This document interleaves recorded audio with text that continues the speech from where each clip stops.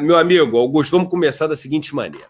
Eu, anteontem, falei para as pessoas aqui de como no Brasil a gente, às vezes, não consegue ver o que é óbvio porque a gente simplesmente ouve uma coisa repetida 1000 vezes e se confunde e, enfim, perde esse poder de discernimento. Eu falei, se um marciano chega aqui no Brasil e contam para ele a história do que aconteceu nos últimos 4 anos e falam que tinha uma pessoa que estava em primeiro lugar nas pesquisas, aí, de repente, um juiz que tinha uma pessoa que estava presa e tinha feito uma delação que não incriminava essa pessoa que estava em primeiro lugar, aí esse juiz chama essa pessoa, quando ele chama e tem um encontro pessoal, ela muda a delação, quando ela muda a delação, ela sai da prisão, quando ela sai da prisão, aquele cara que estava em primeiro lugar nas pesquisas entra na prisão, o cara que não estava em primeiro lugar vence a corrida presidencial, chama o juiz que fez o cara mudar a delação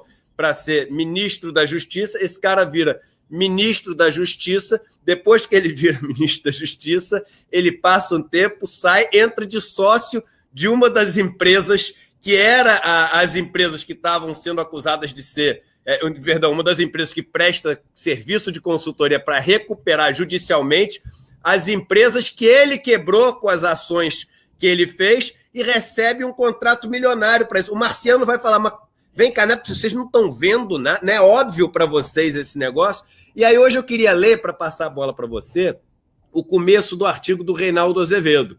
E o Reinaldo Azevedo, ele começa com um artigo dele, eu vou compartilhar aqui na tela com vocês, eu vou ler só os 3 primeiros parágrafos, que vale a pena. Ele fala assim, o juiz Moro já teria mandado prender o empresário Moro. Segundo os critérios com que o então juiz Sérgio Moro conduziu a Lava Jato, e ele a conduziu, não é mesmo? A gente viu na Vaza Jato, né? O agora sócio-diretor da Álvares e Marçal estaria em prisão preventiva, que seria decretada no mesmo dia em que se efetuaria um espalhafatoso mandato de busca e apreensão em seus endereços, devidamente acompanhado por ao menos uma equipe de televisão, previamente avisada. Tudo combinado com os parceiros do Ministério Público Federal. Homens de preto invadiriam a sua casa. Com algum requinte, um helicóptero sobrevoaria a residência para indicar a periculosidade da pessoa sob investigação. Ato contínuo, haveria uma entrevista dos procuradores e do delegado federal encarregados da operação. Nessa oportunidade, então, acusações novas se fariam, ausentes do despacho do juiz que autorizou o espetáculo. E pronto, a defesa não teria o que dizer, porque sem acesso aos autos. No dia seguinte, o repórter farejador de procuradores e delegados vazaria uma informação exclusiva com o preso.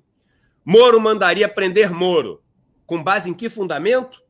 Garantia da ordem econômica e conveniência da instrução criminal, conforme estabelece o artigo 312 do Código de Processo Penal, uma vez que o suposto crime investigado é grave, corrupção passiva, segundo dispõe o artigo 317 do Código Penal.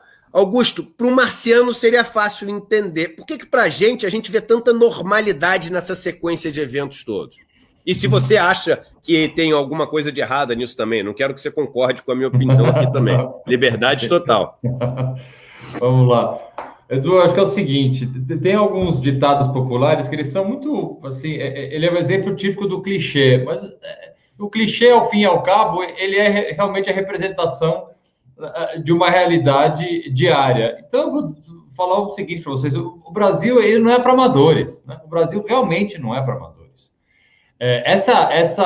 Esse enredo, essa narrativa que você contou da Lava Jato e do Moro, eu tenho muita dificuldade em entender qualquer razão por uma pessoa que tenha o mínimo de julgamento crítico, mínimo de discernimento, independentemente da posição política, ideológica, o partido que vote. Alguém que, entendendo esse arco, essa cronologia, uma pessoa que sai de uma vara federal em que ele ativamente participou da investigação, que é algo que já é motivo de críticas, mas fez o que ele fez, depois, a partir do uso dessas informações e do cargo, ele consegue um cargo mais alto ainda de ministro da Justiça, rompe com o seu ex-aliado por um motivo ainda um pouco duvidoso, e aí passa a ganhar dinheiro com toda essa história. É assim, é completamente surreal. Você pode gostar do Moro, você pode votar no Bolsonaro, mas se você tiver mais do que 4 neurônios, o que nessa situação é um pouco raro de acontecer, você tem que verificar, você tem que ter a mínima consciência cívica, consciência do dia a dia. Um raciocínio ele precisa ser bastante raso para entender que alguma coisa está errada nessa construção. E não é que alguma coisa está errada, está tudo errado. Está tudo errado.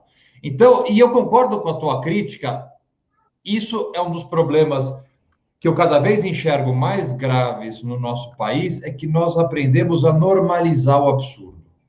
São tantas as notícias surreais, são tantos os fatos gravíssimos que são apresentados para a gente diariamente, que a gente se acomoda um pouco. Quando eu falo a gente, eu estou generalizando para deixar bem claro. Isso. Mas assim, o homem médio, a mulher média, ele se acomoda com esse absurdo. Então, é impossível a gente tratar esse arco cronológico histórico que você fez de forma normal e achar que isso é tudo bem, é ok. Mas veja bem, o Moro só está agora ganhando o dinheiro dele como consultor, ele não está fazendo nada de errado. Como não está fazendo nada de errado? É evidente que ele está. Então, nós normalizamos o absurdo e estamos cada vez mais nessa toada, o que eu acho bastante grave.